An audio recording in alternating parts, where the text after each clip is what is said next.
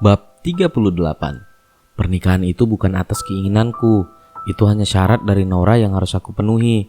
Naura juga tahu bahwa aku tidak pernah menganggap pernikahan itu ada. Aku hanya akan mengakui pernikahanku dengan wanita yang kucintai, bukan dengan Naura, karena dia hanya wanita yang aku bayar tubuhnya, tidak lebih. Ucap Sean lantang tanpa sadar ada sepasang telinga yang sedari tadi ikut mendengarkan semua ucapan Sean bersama sahabatnya karena pintu ruangan Sean yang sedikit terbuka. Terima kasih Tuan, kau membuatku semakin mudah menghapus sedikit perasaan yang ada padamu ini. Sekarang perasaan itu benar-benar telah hilang, batin Naura. Aku harap kau tidak akan menyesal Sean. Aku juga ikut senang karena wanita sebaik Naura memang tidak cocok untukmu. Ucap Rehan geram lalu keluar dari ruangan Sean. Rehan terkejut dan baru akan menyapa Naura yang berdiri di depan pintu ruangan Sean, namun terdiam saat Naura meletakkan jari telunjuknya di bibir, tanda agar Rehan tidak bersuara. Rehan yang mengerti segera meninggalkan Naura, namun sebelum itu tersenyum lalu mengelus kepala Naura. Nico dan Sean masih tidak menyadari keberadaan Naura yang sedang berdiri di depan pintu. Aku pulang Sean, benar kata Rehan. Aku harap kau tidak menyesal melepaskan wanita sebaik Naura. Aku yakin kau tidak akan mendapatkan wanita yang lebih baik dari Naura. Ucap Nico menepuk bahu Sean lalu berlalu keluar. Sama seperti Rehan, Nico pun terkejut melihat Naura yang sudah berdiri di depan pintu. Ra? Ucap Nico membuat Sean yang mendengar langsung menoleh ke arah Nico dan Naura. Seperti biasa, Naura hanya memberikan senyum manisnya. Kau benar-benar akan menyesal Sean, batin Nico. Silakan masuk Ra, Sean sudah menunggumu sedari tadi. Ucap Nico lalu keluar dari ruangan Sean. Kenapa aku menjadi gugup seperti ini? Baguslah kalau dia mendengar semua ucapanku. Batin Sean mengenyahkan perasaan tak nyaman dari tubuh dan pikirannya. Assalamualaikum. Ucap Naura masuk ke ruangan Sean. Sean bergetar mendengar suara Naura. Bahkan detak jantungnya berdegup sangat kencang. Waalaikumsalam, duduklah. Jawab Sean gugup mempersilahkan Naura. Ada keperluan apa kau ingin bertemu denganku? Apa ucapanku di telepon kurang jelas? Atau uang yang kukirimkan untuk jasa tubuhmu kurang? Tanya Sean sarkas dan berusaha bersikap tenang walau dalam hatinya bergejolak ingin sekali memeluk Naura. Maafkan saya jika saya mengganggu waktu Tuan. Saya mengerti dengan semua ucapan Tuan kemarin. Saya juga tidak datang untuk meminta uang. Namun ada satu hal yang perlu Tuan lakukan terlebih dulu.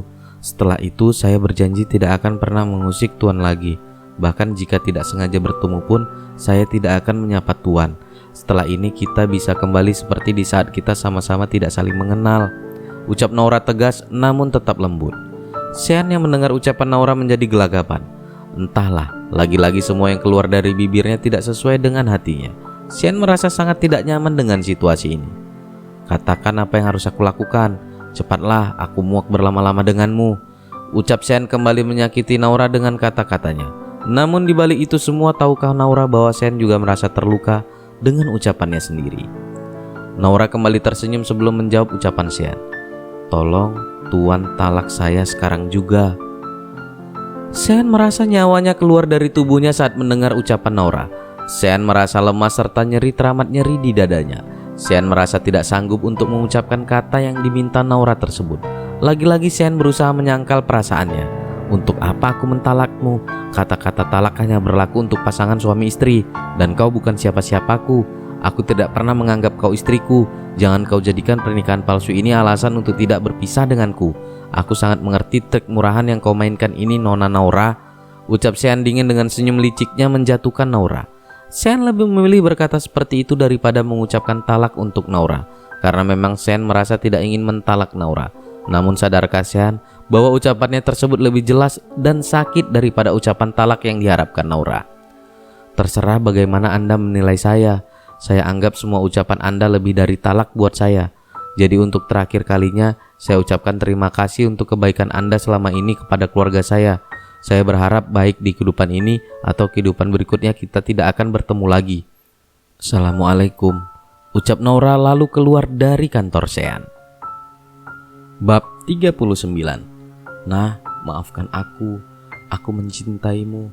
Aku tidak sanggup menyebutkan kata talak padamu. Tapi apa ini? Apa yang telah aku lakukan sekarang? Bahkan ucapanku tadi lebih menyakitimu. Tanpa sadar ucapan tersebut keluar dari bibir Sean. Namun apalah daya, Naura tidak akan mendengarnya karena Naura sudah pergi dari kantor Sean. Bahkan mungkin sudah pergi dari kehidupan Sean. Sean jatuh terduduk lemas setelah kepergian Naura. Ya Tuhan, apa aku sudah membuat kesalahan? Kenapa hati ini terasa sangat sakit mendengar ucapannya?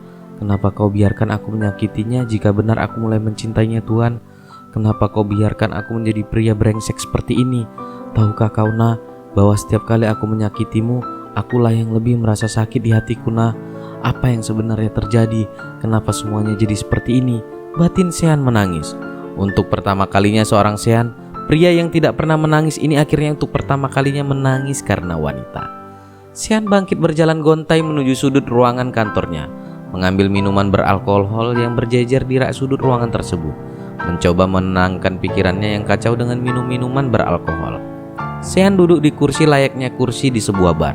Entah sudah berapa botol Sean meminum minuman tersebut, mencoba mengalihkan pikirannya dari Naura, namun percuma. Bayangan serta semua ucapan Naura terngiang-ngiang di kepalanya. Naura melepaskan tangis yang sedari tadi ditahannya setelah berada di dalam taksi, menumpahkan semua tangisnya sebelum sampai di apartemen Riri. Naura ingin menangis lagi untuk terakhir kalinya. Setelah itu akan bangkit dari keterpurukannya dan mulai menjalani kehidupan yang lebih baik lagi. Itu janji Naura kepada orang-orang terdekatnya. Uang yang diberikan Sean cukup banyak dan akan Naura gunakan untuk memulai usaha.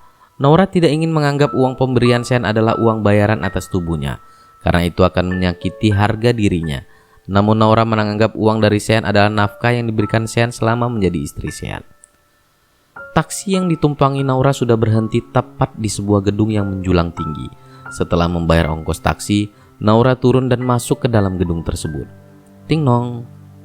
Naura berulang kali menekan bel apartemen Riri, namun tidak ada juga tanda-tanda Riri akan membukanya. Apa dia sedang di luar? Batin Naura lalu mulai menekan sandi apartemen Riri. Naura hafal sandi apartemen Riri karena Riri sudah memberitahunya. Kalau aku tidak ada, kau buka aja sendiri. Ini sandinya. Begitulah ucapan Riri yang diingat Naura. Saat masuk ke dalam, Naura mencari saklar lampu karena apartemen Riri sangat gelap. Saat lampu sudah menyala, Naura menutup wajahnya karena terharu dengan kejutan yang diberikan orang-orang terdekatnya. Surprise! Ucap semua orang yang berada di dalam ruangan tersebut. Saat lampu menyala, Naura menurunkan tangan yang menutupi wajahnya, lalu memandangi satu persatu mereka yang ada di dalam ruangan tersebut. Ibu, Erika, Riri, Dewi, Maria, bahkan Niko dan Rehan turut hadir memberikan kejutan untuk Naura. Semua ini sudah direncanakan oleh Riri karena Riri yakin setelah pulang dari menemui Sean, sahabatnya ini pasti akan kembali bersedih dan Riri tidak ingin itu terjadi lagi. Makanya Riri menyiapkan pesta kejutan kedua untuk ulang tahun Naura yang sempat gagal kemarin. Mereka yang ada di sana menghampiri Naura tak lupa pula sambil menyanyikan lagu ulang tahun untuk Naura, membuat Naura menangis terharu dibuatnya. Satu persatu dari mereka mulai mengucapkan selamat ulang tahun dan memberikan hadiah untuk Naura. Naura merasa bahagia dan melupakan kesedihannya. Terima kasih semuanya. Aku berjanji akan menjadi lebih baik lagi, batin Naura. Semoga kamu selalu diberi kebahagiaan Nak, batin ibu. Berbahagialah Ra, kami semua bersamamu, ucap Riri dalam hati. Bab 40. Beberapa hari kemudian, Sean terbangun saat jam sudah menunjukkan pukul 9 pagi. Lagi-lagi Sean terlambat bangun karena tidak ada yang membangunkannya. Ditambah lagi Sean baru bisa terlelap saat jam 3 subuh. Sean bangun dengan malas menuju kamar mandi dan bersiap-siap ke kantor. Sean memejamkan matanya merasakan sakit di dadanya terbayang saat-saat di mana Naura selalu melayani setiap kebutuhannya. Kenapa di setiap sudut selalu ada bayanganmu Nah? Apa aku sudah terbiasa dengan kehadiranmu? Ataukah ini karena aku sudah mencintaimu? Sudahlah Sean, yang berlalu biarlah berlalu. Mungkin besok dan seiring berjalannya waktu kau akan terbiasa dengan keadaan ini, ucap Sean pada dirinya sendiri. Sean menuruni tangga, namun saat melewati kamar yang biasa ditempati Naura, mata Sean kembali berair. Lagi-lagi muncul rasa sesak di hatinya saat menyadari bahwa penghuni kamar tersebut sudah tidak ada lagi dan tak mungkin kembali. Sayang, aku pulang, ucap Jenny menyadarkan Sean dari lamunannya. Jenny memeluk leher Sean lalu mengecup sekilas bibir Sean. Aku sudah menyelesaikan semua kontrak kerja dengan mereka. Aku juga sudah membayar uang kerugian mereka. Jadi mulai sekarang aku hanya akan menerima pekerjaan dari dalam negeri saja. Kau senang kan sayang? Tanya Jenny antusias. Jawab Sean datar melepaskan pelukan Jenny.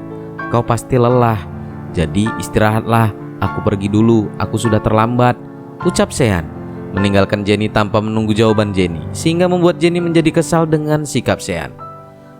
Di lain tempat, Naura merasa kehidupannya kembali tenang seperti sebelum bertemu Sean. Naura bersyukur karena uang yang diberikan Sean cukup banyak.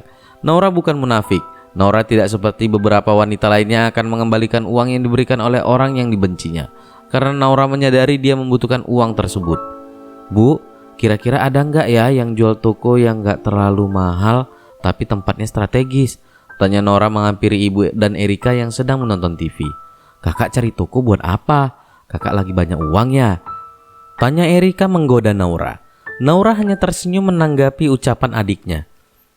Kalau ibu nggak salah, di persimpangan dekat Universitas Aditama itu ada toko yang dijual, Kak. Tapi bangunannya sih kelihatan sudah rusak. Kalau tempatnya strategis sih kakak mau, Bu, ucap Naura. Ya udah, nanti habis asar ibu temani kamu ke sana. Kita lihat-lihat saja dulu. Kalau cocok ambil, kalau enggak ibu temani cari tempat lain. Iya, Bu, kakak setuju, jawab Naura. Erika ikut ya, Kak, pinta Erika memelas. Lah, bukannya kamu bilang ada tugas kelompok, Dek? Tanya ibu. Oh iya ya, Rika sampai lupa, ucap Erika menepuk keningnya membuat Naura dan ibunya tertawa. Beberapa jam kemudian Naura dan ibunya telah sampai di depan bangunan toko yang dituju mereka. Naura melihat sekitar bangunan tersebut.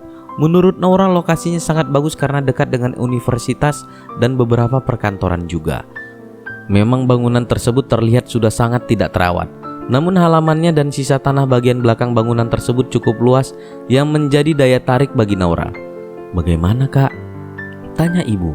Kalau terjangkau dengan tabungan kakak ambil, Bu, jawab Naura. Ya udah, kalau begitu simpan aja dulu nomor orangnya.